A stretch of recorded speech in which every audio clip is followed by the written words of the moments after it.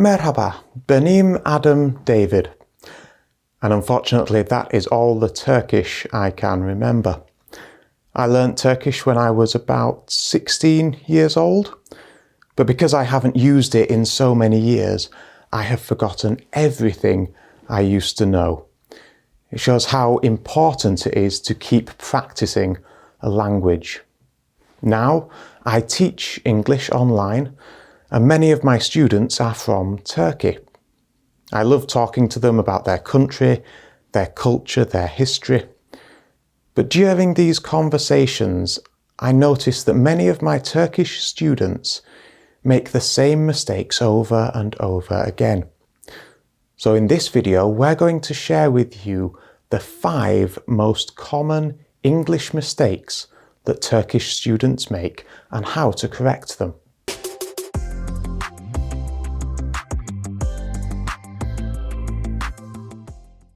So the first mistake is missing articles. Now, articles are very important in English if you want to sound fluent. Here's an example. Many Turkish students would say something like this. I got on bus and went to work. As a native English speaker, I completely understand what you mean, but it still doesn't sound right. The correct way to say this would be, I got on the bus and went to work. Articles such as a, an, or the must be placed before nouns. I put my bag on the table, or I went to the zoo to see an elephant. Now, most of my students know what is grammatically correct. They can write the sentence correctly, but when it comes to speaking, they have less time to think, and so they often forget to use the articles, which is understandable since you don't use them in Turkish. Now, if you struggle with this problem, then make sure you check out our lesson on how and when to use articles. Another tip would be to make sure that you correct yourself when you forget to use an article.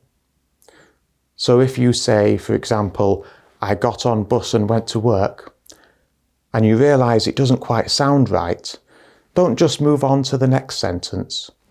Go back and repeat the sentence using the correct article. This will help you to notice how often you make the mistake, and you'll start to pay closer attention to using articles in your daily conversations. Now, the next common mistake is using the wrong gender when speaking about people. Many times my Turkish students have said things like, my daughter loves football. He plays every day. It is his favourite sport. Again, to a native speaker, we would understand what you mean, but it doesn't sound correct. The personal pronouns or the possessive pronouns should always relate to the gender of the person if it is known. So the first part of the sentence, my daughter loves football, shows us that you are talking about a female. Therefore, the next word should be she plays every day, not he plays every day. It would also be her favourite sport rather than his favourite sport. So pay attention to your subject. If you are talking about a female subject, you will use words such as she or her. If your subject is male, then you will use him, his, or he. Our third common mistake is a pronunciation mistake. And again, it's only a small mistake, but it's one that is very noticeable to native speakers. So this mistake is the incorrect pronunciation of words ending in ed.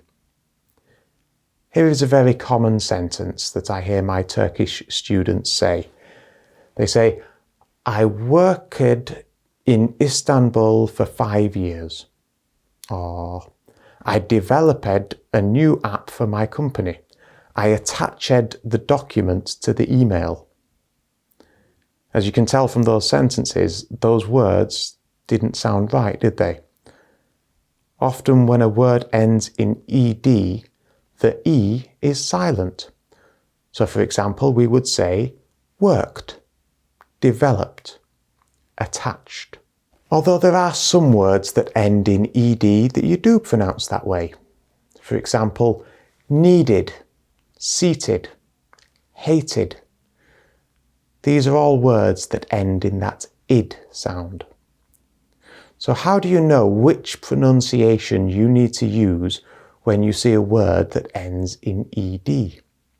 Well, the pronunciation all depends on the sound at the end of the infinitive of the main verb and whether or not it is voiced. Now that is a whole other video, so if you want to know more about that subject, I'll leave some links to helpful articles in the description for you. Another very common thing that English teachers notice when teaching their students is what filler words they use. In English, you'll notice we often say when we are thinking about what next to say. Our Japanese students often say etto, and Turkish students will say yani. So they will say half a sentence in English, then they will say yani, and then complete the sentence in English. So I might hear, I went to the yani cinema to watch a movie. Now this is a normal thing that I hear many of my students do, but what you could try is changing your filler to an English one so that you sound more natural. So instead of saying yani, you could say or what's the word I'm looking for? If you use that, it will make you sound more natural when speaking English. And finally, we're going to look at prepositions. Now, this is one of the most common grammatical errors made by Turkish students. Usually the problem is that my students will add prepositions when they are not needed. So for example, they may say, I went to home and watched TV. In this sentence, we do not need the word to. We can simply say, I went home and watched TV. So those are 5 common mistakes that Turkish students make when learning English. If you're Turkish and learning English, make sure you pay particular attention to these 5 points, and you'll see your English speaking ability improve quite quickly. So I hope this lesson has been useful for you. If you enjoyed it, hit the like button and subscribe to the channel for more content like this. I'll see you in the next one.